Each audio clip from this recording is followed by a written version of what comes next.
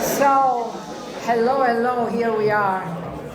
And welcome to all of you to Villa Firenze, to the 2023 edition of the Urbino Award. It's a sort of back to school dinner, and I'm really very happy to start this autumn with this event. It's a great pleasure. As many of you know, this award symbolizes since 2006 Italy recognition of the excellence of American journalism. It's another way to connect our countries, and is done through the Renaissance jewel of the city of Urbino. The idea behind the Urbino Award is ambitious and simple at the same time. More than 500 years ago, the small and beautiful city of Urbino and the Palazzo Ducale, at the heart of Italy, was one of the cradles of the Renaissance and one of the most enlightened courts in Europe after the Middle Age. So today, the court reconvenes in a way in Urbino, in the same palazzo, to recognize distinguished American journalism, its value, and not only its value as a tool of information, but also as an instrument for increasing the knowledge of our communities and of our societies. Past recipients of this award are impressive. We have the honor to have some of them here. We have the honor to have the first recipient of this award, Diane Rem, who's there, and this was in 2006.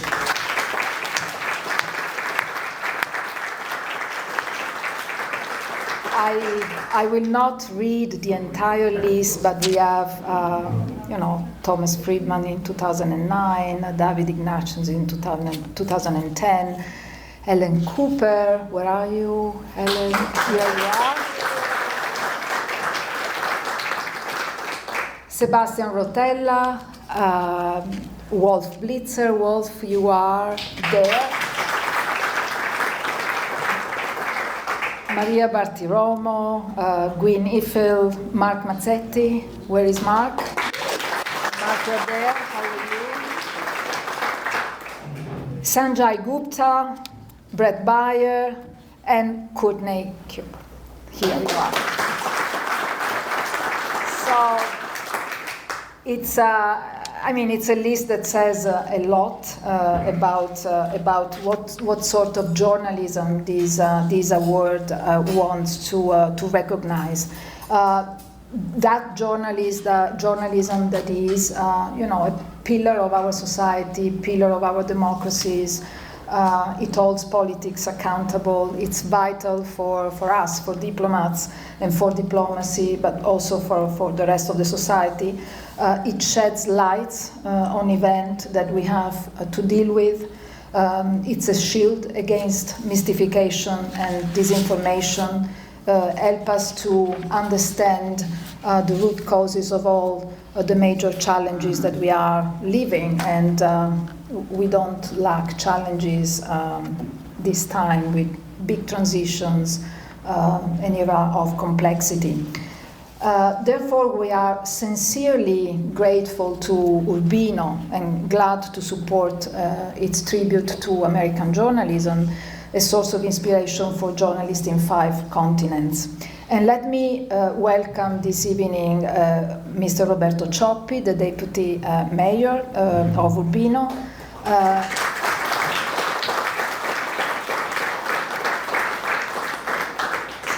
And of course, I want to thank the award President Gianni Lani, the driving force of the organization, together with Gabriele Cavallera.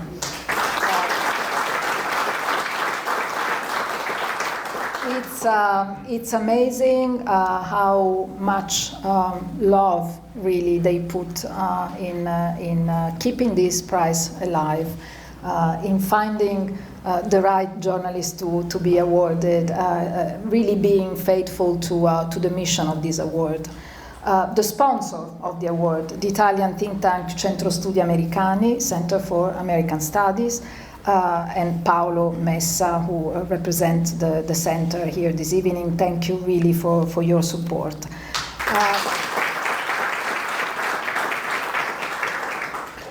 And this is an introduction to to the person who's going to receive this year Urbino Award, Ellen Nakashima, Washington Post National Security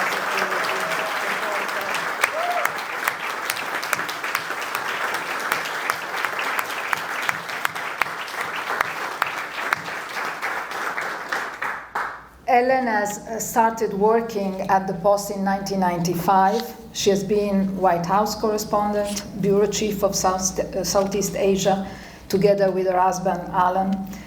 She has been part of not one, but 3 Pulitzer Prize winning teams at the Post, and she has signed countless scoops on issues in the intelligence and national security fields.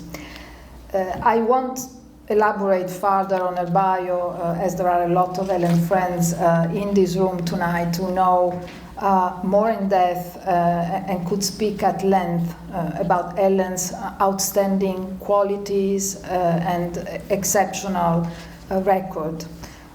Still, there are at least 2 things that, two elements of her impressive work that are particularly relevant from our viewpoint.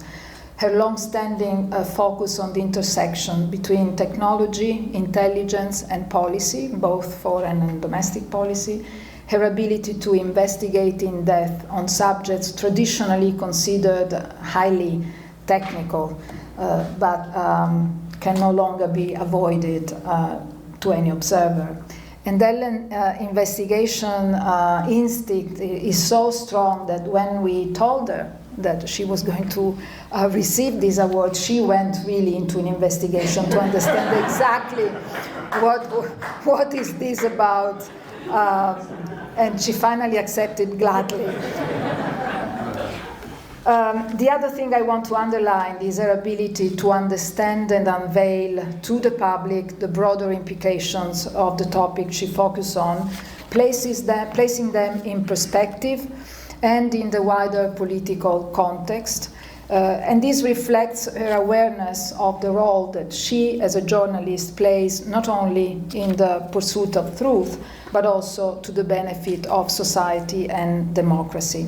For this reason, and some more, including some special links that she has with Italy. She speaks fantastic Italian, so you have a clue how to win an award in the next editions. We fully endorse the decision of our friends in Urbino to award Ellen. Her outstanding work deserves to be celebrated and promoted in Urbino, also as a model for Italian reporters. Now it's time for me to give the floor to the Secretary General of the award, Gabriele Cavalera, who will eloquently outline the underlying motivations for bestowing upon Ellen Nakashima the 2023 Urbino Award. Gabriele.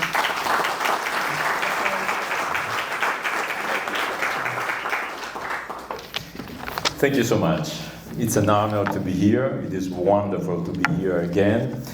In 2022, we were able to be back on track thanks to the ambassador and thanks to the Centro Studi Americani, Center for American Studies, and thanks to the Urbino municipality.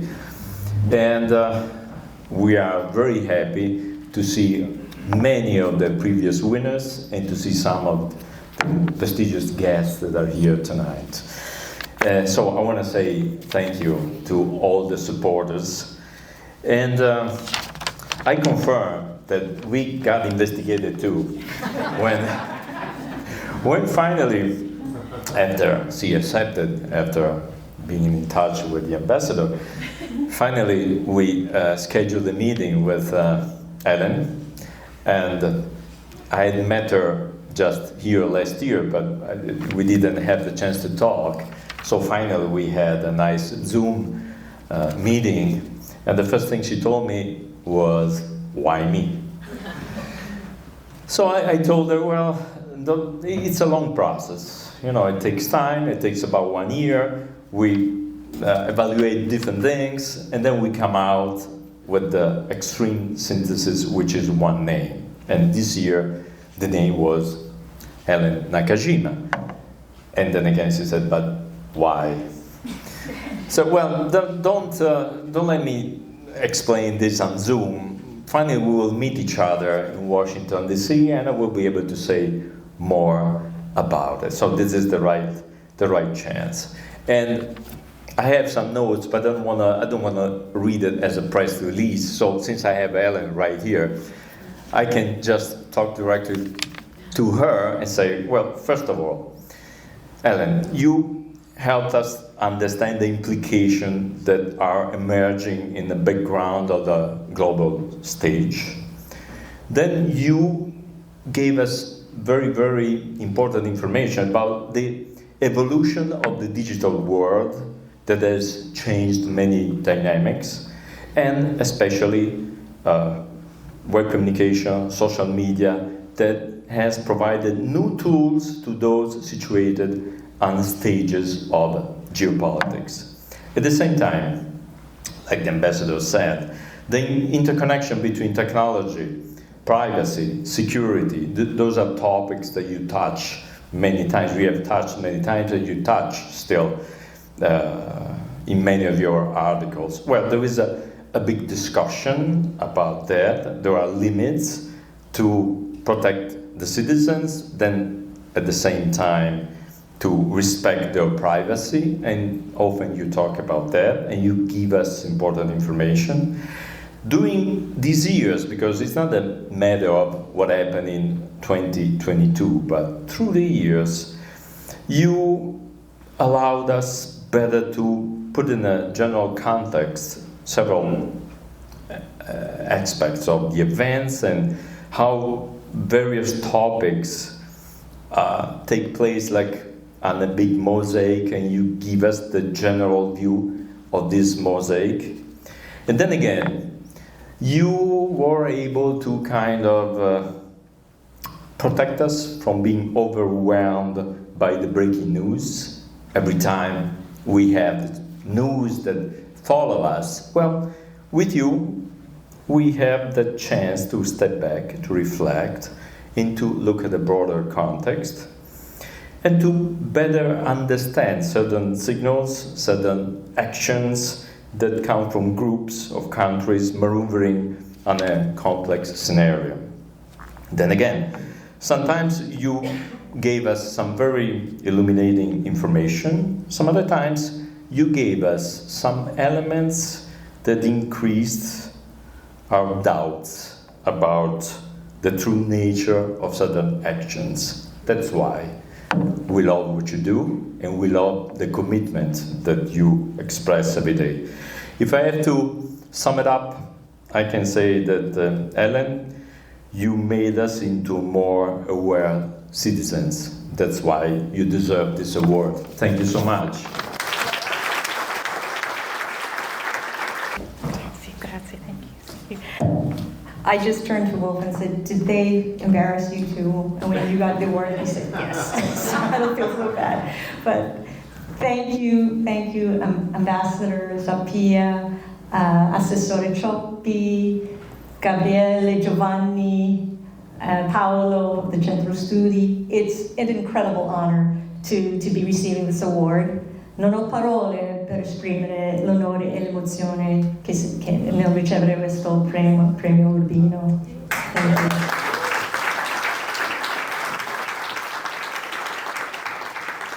No, truly, you named some of the past winners. I'm humbled to be joining this group of exceptional journalists that have stood here in turn before me. And some of you, of course, are here tonight. We named some of you, and I also want to say hi to Mark Mazzetti, and Helene Wolf. Diane, the inaugural honoree, and last year's winner, obviously, Courtney Cuby, the amazing Courtney. All right. There's one recipient who isn't here tonight, but who I wanted to recognize because he's been a mentor and friend to me. That's David Ignatius. David embodies, in a way, the spirit of Urbino. He is, in a sense, a Renaissance man. He's a consummate journalist, an influential foreign policy commentator, and, as many of you know, a talented writer of spy thrillers. What many of you may not know is that his last novel, The Paladin, was set in part in Urbino. Now, how's that for product placement? But it was David who, as I was thinking about what I might say in Urbino, who urged me to do a little research. And as I did my research, I found that the town of Urbino, which in its heyday rivaled Florence as a Renaissance court, flourished in part because of its mastery of technology, the technology of war, superior cannon, the best mercenary armies, the latest in gunpowder. And that led me to reflect on my own reporting on the 21st century technologies as a tool of national security. And some of you in this room have been on that journey with me as we reported on the US government's use of cyber weapons and drones and other means to spy, to influence, and yes, sometimes to kill in the name of national security. And one insight I gleaned from that during those years is that while technology can and must march on, if the human beings that employ it do not take heed of the moral and ethical dimensions of its use, then the security they seek will be undermined. And that's the case whether you're Federico da Montefeltro, the first Duke of Urbino, or Presidents Bush, or Obama, or Biden. Now, today,